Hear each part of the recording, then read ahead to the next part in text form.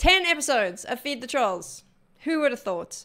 I had the idea for the show for a while, and it was Thorin who encouraged me to pursue it. He also offered to help and to be part of it, which I'm very grateful for. He gets some of the most incredible guests, as you've seen. And I'm also very thankful to you. You've been watching it. You've been feeding back. I appreciate that very much. It's so much fun doing this. It's really sick to be able to sit and just talk about Counter-Strike with really smart people and ask them questions. One of the things that I do for every episode, which you might not know, is I sit and cut a teaser trailer and then like a long format question, which I get like subtitles for, and I put it all together for like content to share on social media, because I read somewhere that I'm supposed to do that. I don't know if it works, but the point is I have 10 of these like questions that I'd cut from each episode, and I thought I'd just plunk them all together, make this one video as a kind of recap of the first 10 episodes. I did ask people for insight. This was something I posted here on YouTube. Some of you said it was too soon. Some of you were like, maybe not. Some of you said you'd be keen. So I just pushed it all together. There's timestamps in the description so you can get to each question. But for the most part, I think it's just a cool way to recap 10 full episodes. And there's more to come soon. Yeah, this is just stuff that I had, so I made a video. Do you think we'd be having this conversation if they had kept JKS? Because, I mean, I know they had some shaky starts, but they were winning trophies. Would we still be having this conversation? I think, yes, because his form had dropped off enough. I'll just say briefly, I think his form had dropped off enough. I think they removed him because he takes up more resources than someone like Nexa, because he is a more passive player. Even if it's still supportive, he's more passive. You just have to play differently. And I think his form had dropped off. I think the Katowice one, yeah, he was there. But by Cologne and afterwards, like, he was... Like, his rating, by the way, is the same as Nexus. Like, it's like 1.04 or something. Like, at the end of that spell. At the end, yeah, of course. Yeah. Not conveniently the part where he was actually, like, fucking doing 1.2 kills per kill-to-death ratio or whatever, which is, like, actually way above the fourth best player on any team ever, including your beloved Jim Fat. But even his Kato run, I think... Because ESL gave him the bloody MVP. That was nonsense, obviously. Yeah, of course. Because as soon as you look into any advanced stats, like, yes, he's actually not... He was never a big fragger. He was overperforming his roles, but he was never a big fragger. And I think right now, like, how much would JKS being in the team have changed Hunter and Nico's adaptation to CS2? Because I think that is the big story for G2. I think that's why they haven't kicked on. So no, I think it would be very similar to now, to be honest. The irony is, I actually think he would definitely be fired if JKS had stayed. I actually think, essentially, this is why you know he is the good vibes guy. Because the only angle to kick JKS was this notion that, like, he's quiet, or there's something weird about his personality. I've never heard that from any other team. I'll just say that right there. Normally, it's actually underperformance, like complexity. That's the reason they fired him. It wasn't anything to do with, like, he's a dickhead or something. It's actually, in theory, like, a very positive guy in the sense of, like, he'll contribute ideas and stuff. And crucially for me, the reason why I think Huxley would be fired is because then I don't think, unless you scapegoat JKS, you end up with a team this bad, and it's only that they're this bad that resets the expectations, and suddenly almost making a finals really good instead of like where they always should be. That should be like not the minimum, but that should be like a medium level performance at a ton. We revere players like Donk and mONESY and like these #1 players, and we treat them like gods, and we give them special exceptions, and like we talk about them in different ways because they're the only one person in this entire industry, whether it's from the players to the pundits to the fans or anything, that can show us the ceiling of the game that we're all talking about. And that's the most incredible part. Not even any other player can show you the ceiling of the game besides the one guy who's the best. So when we see what Donk did at Cato, you better fucking appreciate, you little fucking shit who just joined to watch CS2 for the first time and came over from Valorant. You better appreciate what you saw because that shit was magic. Valve is actually in the past half a year or so trying to like change up the spawn points, and on Dust 2 this is huge topic because it can suddenly make or break your game plan, because suddenly you're getting no long spawns ever on T side and you cannot even contest it, while sometimes you're just going to have those spawns, and it even evolves in the fact that you were supposed to probably eco that round, but since you had a great long spawn, you might actually force buy, contest long, and then suddenly try to exit the round somehow through execution or something. So it is really RNG heavy when it comes to spawn points. And what they did on other maps is they removed a lot of spawn points to make it more consistent both on T and CD side. So for CD side on Dust 2 there were originally 5 spawn points anyway, but on T side it was something ludicrous like 20 spawn points, and you never know which one you get. So I hope they're gonna kind of stabilize it in CS2 as well, where it's not going to be always a long spawn, but it's also not going to be a B rush spawn all the time. But right now, I believe I saw some Face It demos where people, because I didn't play the map, so I just pushed Face It, and I think people are spawning all over the place. So I think there's still a lot of spawn points, and I think this should be something that they should look towards, because I'm not a big fan of it. This RNG aspect, not that great. I mean, Maui, this is your opportunity. I was watching your stream earlier, and you can respond to Thorin, but also, I mean, I know you were talking about your Kai emotes. I actually might get those designed for you. He's got emotes for the guy just to hit on him. Holy fuck. Okay, right, okay. I mean, the state that Fury is in is just, it's just utterly depressing, because it's an organization that obviously is supposed to be the top dog in Brazil as of the departure of LGSK. And all in all, they haven't really accomplished anything. The best they've done is winning a DreamHack Open, or I guess if you want to count at least a Masters, I suppose those are pretty much the same in terms of prestige for everybody out there. And a guy that's been a perennial top 20 player in Kassad has practically now wasted his entire prime by moving through this clown fiesta of a team, which was, maybe it wasn't just art. It felt like it was art to most of us at before. It felt like it was Gary, but now that art had revealed everything, that it almost kind of feels a little bit, it's a little bit reminiscent of like how Nafany said, you know, people were telling me to do things. I'm going to say this, Art. You are not, you made that style yourself. You took all the credit for that kind of calling. Everybody loved you for that style of play. So you can say that there were little things outside the server that maybe hindered your guys' ability to perform well. Yes, it did sound like them dropping Henny was a huge oversight by the organization themselves, but you still wanted to call that style. You were still buying an MP9 on round number 2 when your entire team was saving for USPs, and then the first gun round, you have to fight outside yard on nuke with an MP9, which makes no sense. That makes no sense. Like, why are you throwing away a round for your team? Why are you throwing away a position for your team because you think you can get a cheeky kill? It's like watching Art was like watching your matchmaking friend who has no concept of what tier 1 Counter-Strike looks like, and he just came from Call of Duty. He wants to buy every single round, and he's just going to use whatever he can, and just if he's like, oh, what, like, saving is a foreign concept to not only my friend in matchmaking, it's a foreign concept to Art, and it shouldn't be a foreign concept to a tier 1 professional player. So beyond that, I also just think that, yeah, in what everything Art has revealed, it's shown that there is incompetency above his head. It is actually systemic, the problems that this org is having, that this team is having. And it's all hindering Kassad, one of the best riflers in the world, and also the potential of Yuri. And I think many people have been down on Yuri because he's had a bit of a drop in performance. By the way, his top 20 was when it was online farming North American competition. Like, I don't really ever know if I truly believe that Yuri was a top 18 player in the world. To me, he was more like top 30, but he got to farm NA competition in that 2020 period. And he was always just a right-hand man to Kassad, who was the bona fide closer and superstar of this team. And now the team's structure is not good. And so Art going away, they're seemingly in a transition period with Fallen.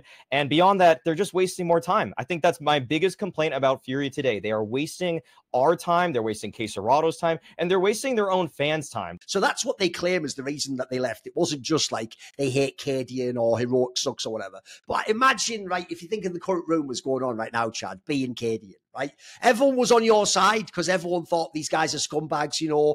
CadiaN got the big sign up to Liquid with the super team. Oh, brilliant. Yeah, he's going to succeed. Then the Astralis super team fails. Everyone's loving it. Like, yeah, get them, CadiaN. They deserve what they get. Now, right, if you're CadiaN, you're like tomorrow morning, that email comes up. I'm sorry, CadiaN, we're going to have to call you in the off somebody off. Right, so you're going in to get fired. As you're going in to get fired, right, you're thinking of the most recent tournaments, and Stown and Yabby have, let's see, a better version of an ARPing in-game leader. They've just replaced you. That's like pulling up the Instagram of your ex-girlfriend, and she's dressing up in exactly the same thing for you. The new lads is used to for you. Like, that was my outfit. I bought that. What the hell? That was supposed to be for my birthday. Like, imagine being fucking CadiaN now, mate. It's been absolutely wrecked, Danny. It's been absolutely wrecked.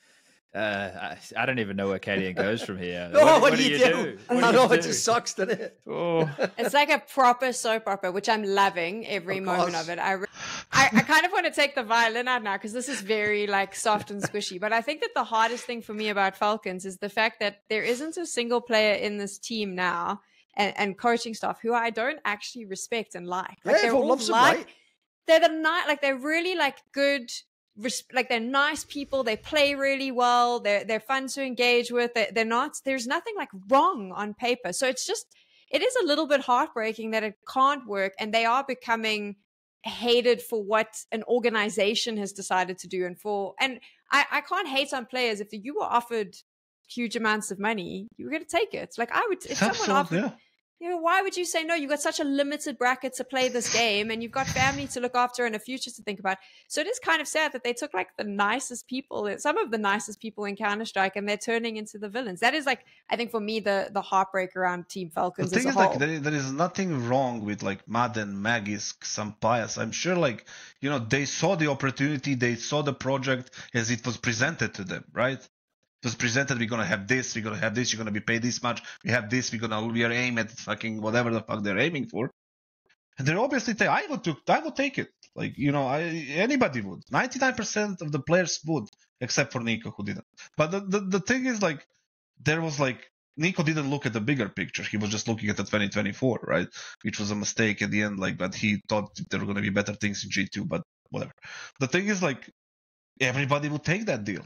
Like 35, 40K, you know, good contracts, stable contracts. You know, the money is like not a problem. It won't be a problem. I'm just going to be sitting down, playing my game, do the best I can.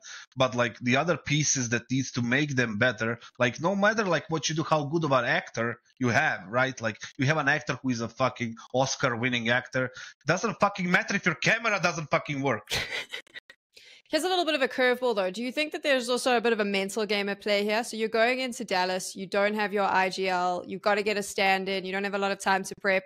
The pressure's suddenly gone. As a team, you're kind of like, listen, let's just do the best we can because this is what we've got. And then you just steadily get better throughout the tournament. As opposed to that like constant G2 must lift a trophy. It's almost like when they took the pressure away, everyone was a little bit more free. They started enjoying the game a bit more. I think that's another very valid point that I've always tried to make on talk shows as well, which is it's the same concept that people might know for when you know the lineup's dead and you know that the guy's already leaving next week or after that. And sometimes people stand in for the last event. Like, actually, you're right. I think it just removes all like actual pressure because what happens is if you'd have failed and just got grouped here, even you'd go, it's okay. We didn't have our in-game lead. It's a really important part. And Stewie is barely playing. All those excuses, which actually now look awesome, like they would have been very valid. In fact, no one would, by the way, actually people wouldn't have hated on G2 in this particular event. In fact, actually, people might have argued the opposite. They might have argued doing badly means Fuxie's really important. It could have even worked in their favour. So I do kind of agree. I do feel like in this tournament, they never actually in their brains had to have the thought, we might win it, until probably the final, if I'm being mad. Like, I think they probably still thought Vitality beat them in the final. Like, so to me, I actually think in a weird way, yeah, it is true. Just like on that past episode, I did try to stress the idea that the reason why it isn't okay to be like in the semis if you're Huxley, it's because you play for G2. You're not in like the difference is if Mouse makes a final, that's dope. Like if you're G2, you're supposed to be like Real Madrid or the fucking Lakers or something, mate. So I do think the normal everyday pressure is really high on this team. And I think for this event, logically, there wasn't much of it. I even think actually as a final aspect as well, if you were going to have sort of a potential throwaway event where you don't know if you're going to do well or badly, also having it in America if you're getting Stewie 2K is pretty good. Like it's also sort of like a chill, fucking perfect home crowd environment as well. Yeah, I'm curious how they picked Stewie, to be honest with you. Just, I mean, those factors all go with them. I think the visa factor of not having to worry about someone from Europe not getting in is a big one. Obviously, been friends with Nico for a long time, so that might have been an easy communicate. Yeah, it would be interesting to hear those thoughts. I think like with the Hooksy conversation, I think it's really interesting that. Excuse me, the pressure conversation. I think that what's interesting about it is like you can't ever know, you can't quantify that. You can't ever know how much of an impact it had on them. And I think Nico spoke to that on the stage a little bit. It's like it's not like this relief of pressure. It's just like setting a goal that's not the finals. It's like their goal was to make the playoffs, and then let's see what happens from there. They wanted to be on the stage. So yeah, there's probably an element of that. It's hard to determine how much it is, but also like. You better get over the pressure if that's really a problem for you guys. Like it's never going to leave. You have one of the best players of all time. You are an organization that's expected to win trophies. It ain't fucking going anywhere. It actually ties in. I think actually one of the most apt things you said was the big mistake here is just introducing it now in the middle of the season. Like this would be the perfect thing to announce the day after the Shanghai Major because it would only affect next year and we'd get rid of the partner system. Because I agree with you. Like if you go and look at the teams, for example, that are in Blast, it just means if you're a team like Gamer Legion, who isn't that good a team right now, they're sort of like an all right team. They now have a way better chance of qualifying to these tournaments just because they're in Blast. Like, just by being in Blast group stages, you already had an extra chance, like an extra lottery ticket to get some more points. Whereas a team that might actually be better in the rankings but doesn't have a Blast partner spot, they're just slightly disadvantaged. So I agree, it's just sort of a weird, it's almost a weird conflict to even have there. It's unnecessary. You just do it after the next major. Yeah, no, I was just going to say, it's a bit strange that Valve was like, we're doing away with the partner system because we want it to be more fair, but also just before we do away with it, we're going to use it to set this up, and now it's not going to be fair. Yeah. The way the ELO system works as well, especially if you're one of the lower ranked teams in the partner leagues, for example, the Gamer Legion, I'll use that example, but we could also use Complexity sometimes as well. Because it's an ELO system, you typically have very little to lose when you play against a FaZe or Vitality, but if you win, you have a lot to gain. Yeah. So if you get like 1 or 2 upset wins, or Spirit turn up with their coach and without Donk because of the visa issues, you can get a huge win over a highly ranked team. Yes. As long as they have 3 of their members, they count as their full roster.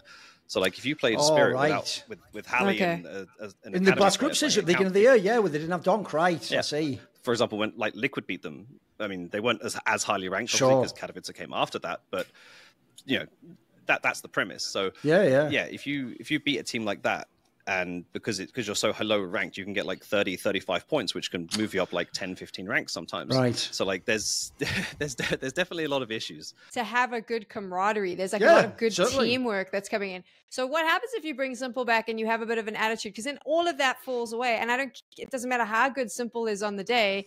If the rest of the team is just miserable and not talking to each other, now you have an even bigger problem. I think it ties into the conversation we had with Kassad, where he said, like, sometimes you think replacing a player is the step forward, but you just replace it with like 7 other problems, even though you fix that one problem. But there's also a different way of going with that. You know, let's say that they do get lucky and somehow find a way to sell off Simple, you know, release some of that budget, maybe get a big signing fee. You're now an international roster, so your world is your oyster in that sense. You could go out there and you can attract good talent towards NAVI. I think there's a lot of players who would like to play under the system of Blade and Alexi B, and I think that's one of the underrated factors we don't really speak about. I think that's why Sonic were quite lucky, you know, joining Falcons as well, and what's the reason why they could acquire the players from Ints as well. If I'm a player and I think about it, you know, I can get to work with Alexi B on the leadership of Alexi B, and I can get to work with Blade. He's shown me he can win a major with the other guys that I consider myself to be better than. Why wouldn't I join that team, right? So I think in terms of the attraction power NAVI is having on the market right now, in terms of acquiring good talent, international talent into the international lineup, they're also in a pretty good spot in regards to that. So maybe bringing back Simple is not the only solution or the only option. Maybe selling off Simple if they can. I'm not sure if that's even viable. What do we think of this as an IGL, though? What? The problem with that is no one can know. We can't possibly know. The worst thing about that is there's 2 parts that I kill her for there. One, despite Team Liquid have all these problems, his game looks awesome. Like, his game actually looks better than it was in FaZe Clan at the end. So the reason why it's such a nightmare is because, especially rifle play, like, I don't want a player like that to give that roll up, because does he really keep his game at the same level? Probably not. And then the worst thing is, as Yekindar himself shows, if you don't like this move, and it's a stopgap, like Yanko says, and you just tried it out for a season, let's say you do what they did with Yekindar. It's okay, no harm, no foul. You're not the in-game leader anymore. Well, Yekindar tanked his game, didn't he? Like, that player isn't a HLTV top 20 player anymore. He used to be one of the best players in the world, literally. Like, he was like top 5 at his role permanently. Well, just food for thought, Duncan, because it's not really the topic, but maybe just Jane was making him look good, because he, outside of that team, never looked as good